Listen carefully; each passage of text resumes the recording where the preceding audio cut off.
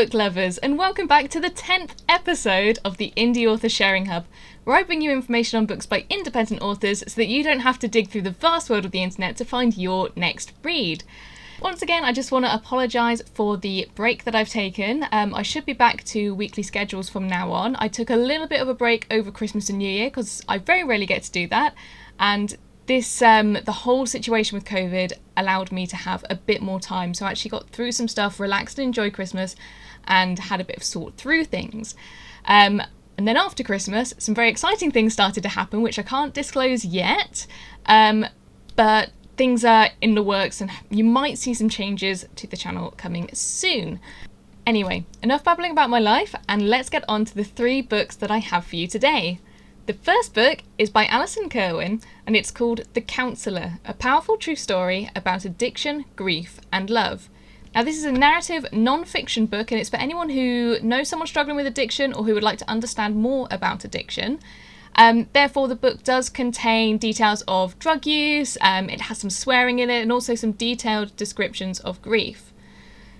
So I'm going to start, as always, with the blurb. It's painful to watch someone you love self-destruct, but it's worth learning to accept they're never coming back. Danny was the brightest star.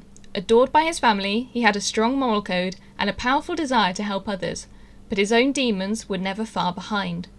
Piece by piece, drug addiction stole Danny away, leaving nothing but pain behind. In this raw and deeply personal account, Alison Kerwin shares the heartache of trying to support her brother through his addiction, the guilt of feeling responsible for fixing him, and the devastating impact his death had on her entire family. During their last conversation, mere days before he died, Danny told Alison he'd like to be a counsellor. She scoffed at the time, but promised to look into it for him, as she always did. Still, she couldn't pretend it didn't make her laugh. But she was wrong. Through his death, Danny taught her hard lessons about addiction and mental health, and made her realise once and for all that the only person you can ever hope to fix is yourself. Ooh. So, very deep stuff, and actually not me personally, I've not had my own addictions, but I know what it's like to have familial relationships with someone who is in an addiction, so this actually sounds like a really good way to get to grips with things. So, I'm also going to give you the first few lines of this book. The alarm takes a long time to pull me from sleep. When finally my eyes ease open, I exhale slowly before reaching for my phone on the nightstand. I mash the snooze button and push Peter, my skinny little 8-year-old, to the far corner of the bed. He murmurs sleepily. I blink at the bright screen. I've missed a call. I see... Strange, who would have called me in the middle of the night? I stifle a yawn and refocus. 46 missed calls. I jump out of bed and frantically begin scrolling. Rachel, 3. Claire, 4. Rachel, 7. Rachel, 2. Claire, 2. Rachel, 9. Claire, 5. Rachel, 14. Shit. So, if that has pulled you in as much as it's pulled me in, you can get this ebook. This is available on Amazon. You can get the paperback for $8.99, or if you want the ebook, it's only $6.99. Now that actually sounds really fascinating. I think there's very few people out there who maybe don't have experience of this, so I reckon this could be a really helpful book for a lot of people. So thank you very much, Alison, for your submission, and I actually look forward to reading your story. The second book I have for you is by the author Jacques and this one is called On the Other Side of Alive. Now, this is a paranormal and spirituality book. Target audience of women 25 to 60, but of course, if this sounds like something you're interested in, you're outside of those ages or those genders, then absolutely go for it. There's a couple of swear words, an implied suicide attempt, and no details of what was used or anything like that, but that's just your first warning on these ones. Once again, we'll start with the blurb. Dead doesn't mean gone, at least not for Caroline. Following her sudden death, she's given 10 years as a spirit to wander amongst the living. While watching her loved ones, she discovers her life with her husband wasn't as perfect as she thought, and her death might not have been a tragic accident. Delving deeper into a new existence to find the answers she needs, Caroline encounters mediums, poltergeists, lost souls, an endearing conspiracy theorist, and a mysterious spirit guide who offers cryptic clues to help her on a path that only he seems to know. But can she trust any of them? Or will the uncertainty surrounding her death doom her to reenact it for eternity? Oh, that sounds good. First few lines to draw you in even further. Looking back, I wonder if I would have learnt all I know now if I had said no to coming back. Would I still hate Mondays or grow to love them wherever I had ended up? You might wonder why I hated that specific day. Well, I had lots of reasons to detest it, but one overshadowed them all. One fateful Monday would set the course for the rest of my existence. That's really intriguing, and I'm quite into ghost stories as well, so this sounds like something that's right up my alley. Now, you can get this one on Kindle Unlimited for $2.99, but if you want the paperback, it's available for $7.99. Now, I'm going to throw you straight into the third book by Paul Viner, and it's called Shane, Sheba and Sky. And this is a book about dog welfare, and it's a non-fiction and autobiographical book. Designed for 18 to 65-year-olds, although I'm sure there are people outside of those ages. I actually live quite close to a university which works quite closely with people wanting to work with animals, and I'm pretty sure dog welfare is at least part of one of their courses, so you've reached a good audience. I know who to pass it to.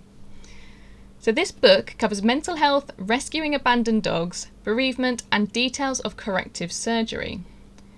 Shane, Sheba and Sky is the emotional true story of how my 3 beautiful rescue dogs joined my family and saved me from a crisis I was enduring. It covers the highs and lows and is an emotional roller coaster ride. There's no foul languages or sexual references. And on the back of the book, we have a heart-wrenching emotional story of how I adopted my 3 inspirational rescue dogs.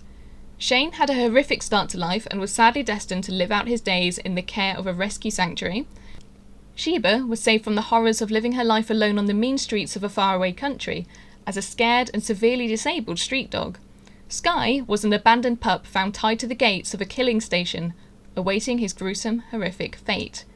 We all go through times when we feel lost, alone and discouraged. The events of daily life can sometimes appear to have led us to a place where true happiness is hard to find, but fate can also be kind.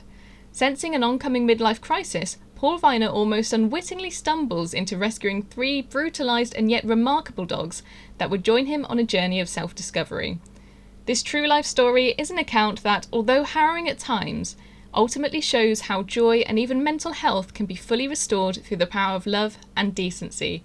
It proves that sometimes you need to rescue in order to be rescued. I'm going to give you the first couple of lines of the book as well. My half-century, the Big 50, is rapidly approaching. So far, so good. I'm about to officially become a quinquagenarian, and luckily there are no apparent outward signs of a midlife crisis looming on the horizon. I'm guessing this is going to change. That's last line, that was me, not the book.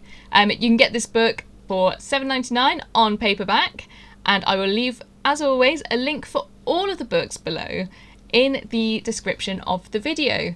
So you can find them yourselves, there's links straight to them, and go and buy the books if this sounds like something you are interested in, because you know what, self-published authors, it's a hard life, it's hard to get promotion out there. That's why I love doing this channel so much. And if you are a self-published author, please feel free to submit your own book to be featured on the channel. I don't have any exclusions, as long as there's not something that's so crazily offensive that I can't do it. But yeah, no matter your religion, no matter your gender, whatever, just send the book over. I absolutely love promoting these books and thinking that I'm helping self-published authors as well as people who want to find books and support those authors. Again, the link if you do want to submit your own book is also in the description, along with a link to my own book, Discordia from the Ground Up, the first of my trilogy, and the second is currently in the works. Thank you so much for joining me once again this week, and I hope you have a lovely weekend and a fantastic start to 2021. Take care and happy reading.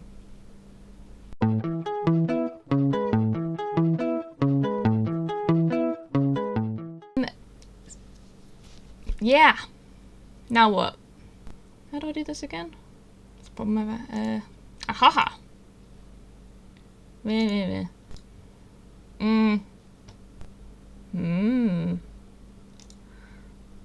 At least I am recording this time. That was the last mistake that I did. Caroline encounters mediums, poltergeists, lost souls, and endearing spirit. So this could certainly be a a good one to this. There are a lot of there's a. I miss making silly noises and silly faces. I'll be honest with you.